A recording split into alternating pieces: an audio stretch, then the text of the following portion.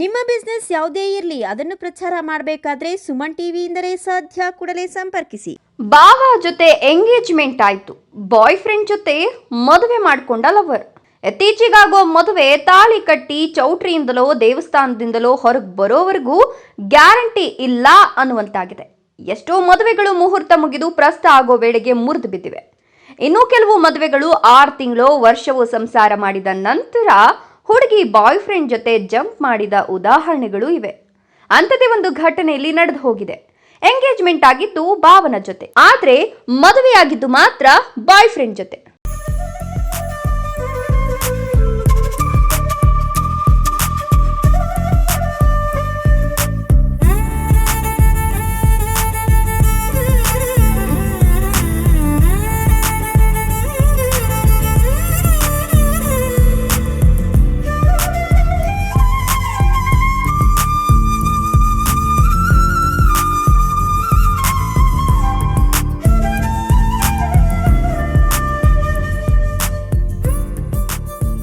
ಅದ್ಯಾವ ಹುಡುಗಿ ಯಾವ ಊರು ಅಂತೀರಾ? ಈ ಲವ್ ಸ್ಟೋರಿ ತಪ್ಪದೆ ನೋಡಿ. ಹೌದು, ನೀವು ನೋಡ್ತಿರೋ ಈ ಹುಡುಗಿ ಹೆಸರು ಅಕ್ಷಯ, ಊರು ಶಿಡ್ಲಘಟ್ಟ. ನಗರದ ಈಕೆಯನ್ನ ಚಿಕ್ಕಬಳ್ಳಾಪುರ ತಾಲೂಕು ನಾಯನಹಳ್ಳಿಯ ತಮ್ಮ ಸೋದರ ಸಂಬಂಧಿ ಭಾವನಾದ ಮುನೇಗೌಡ ಅನ್ನುವವನ ಜೊತೆಗೆ ಎಂಗೇಜ್ಮೆಂಟ್ ಮಾಡಲಾಗಿತ್ತು. ಇನ್ನೇನು ಚೌಟ್ರಿ ಬುಕ್ ಮಾಡಿ ಮದುವೆ ದಿನಾಂಕ ನಿಗದಿಗೊಳಿಸಿಕೊಂಡು ಆಹ್ವಾನ ಪತ್ರಿಕೆಗಳನ್ನು ಮುದ್ರಿಸಿ ಸಂಬಂಧಿಕರು ಬಂಧು ಮಿತ್ರರಿಗೆ ಹಂಚಿಕೆ ಮಾಡಲು ಹುಡುಗನ ಕಡೆಯವರು ತಯಾರಿ ನಡೆಸ್ತಿದ್ರು.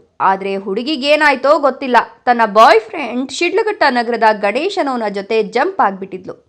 ಮಾಹಿತಿ ತಿಳಿದ ಹುಡುಗನ ಕಡೆಯವರು ದಿಕ್ಕು ಕಾಣದಂತಾಗಿದ್ರು. ಹುಡುಗಿ ಮಿಸ್ ಆಗಿದ್ದಾಳೆ ಅಂತ ಹುಡುಗಿ ಕಡೆಯವರು ಶಿಡ್ಲಘಟ್ಟ ನಗರ ಠಾಣೆಗೆ ದೂರು ನೀಡಿದ್ರೆ, ಇತ್ತ ಕಡೆ ಚಿಕ್ಕಬಳ್ಳಾಪುರ ಮಹಿಳಾ ಠಾಣೆಯಲ್ಲಿ ಹುಡುಗನ ಕಡೆಯವರು ಮದುವೆ ಹೆಣ್ಣು ನಾಪತ್ತೆಯಾಗಿದ್ದಾಳೆ, ಹುಡುಕೊಡಿ ಅಂತ ದೂರು ನೀಡಿದ್ರು. ಶಿಡ್ಲಘಟ್ಟ ನಗರ ಪೊಲೀಸ್ ಠಾಣೆ ಪಿಎಸ್ಐ ವೇಣುಗೋಪಾಲ್ ಹಾಗೂ ಸಿಬ್ಬಂದಿ ಹುಡುಗಿಯ ನಾಪತ್ತೆಯ ಜಾಡು ಹಿಡಿದು ಹುಡುಕಾಟ ನಡೆಸಿದಾಗ ಇವರು ಧರ್ಮಸ್ಥಳದಲ್ಲಿದ್ದಾರೆ ಎಂಬುದು ಗೊತ್ತಾಗಿದೆ. ಪೊಲೀಸ್ ಮೆಸೇಜ್ಗೆ ಸ್ಪಂದಿಸಿದ ಧರ್ಮಸ್ಥಳ ಅಧಿಕಾರಿಗಳು ಅಲ್ಲಿ ಮದುವೆ ಆಗ್ತಿರುವ ಮಾಹಿತಿ ನೀಡಿದ್ರು. ಅಲ್ಲಿಂದ ಕರೆತಂದ ಪೊಲೀಸರು ವಿಚಾರಣೆ ನಡೆಸಿ ಹುಡುಗಿ ಹುಡುಗ ಒಪ್ಪಿಗೆ ಮೇರೆಗೆ ಶಿಡ್ಲಘಟ್ಟ ಪೊಲೀಸ್ ಠಾಣೆಯಲ್ಲಿ ಹಾರ ಬದಲಾಯಿಸಿ ಮದುವೆ ಮಾಡಿಸಿದ್ರು.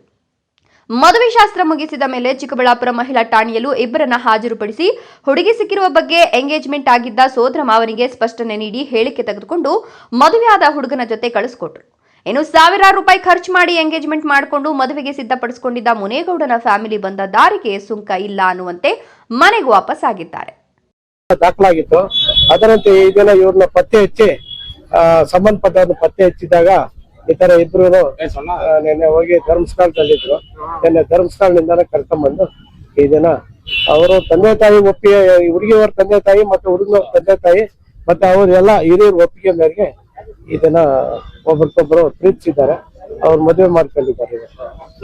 ಧರ್ಮಸ್ಥಳದಲ್ಲೇ ಮದುವೆ ಆದ್ರ ಪೊಲೀಸ್ ಸ್ಟೇಷನ್ ಮುಂದೆ ಮದುವೆ ಆದ್ರ ಸರ್? ಇಲ್ಲ, ಧರ್ಮಸ್ಥಳದಲ್ಲೇ ಅವ್ರು ತಾಲಿ ಕಟ್ಕೊಂಡಿದ್ರು. ಈಗ ಇಲ್ಲಿ 6 ಅವ್ರ ಹಿರಿಯರ ಸಮ್ಮುಖದಲ್ಲಿ 6 ಬದಲಾವಣೆ ಮಾಡ್ಕೊಂಡಿದ್ದಾರೆ. ಎಲ್ಲ ಬಂದಿದ್ದಾರೆ, ಎಲ್ಲ ಒಪ್ಪಿಗೆಯಿಂದಾನೆ ನಡೆದಿರೋದು.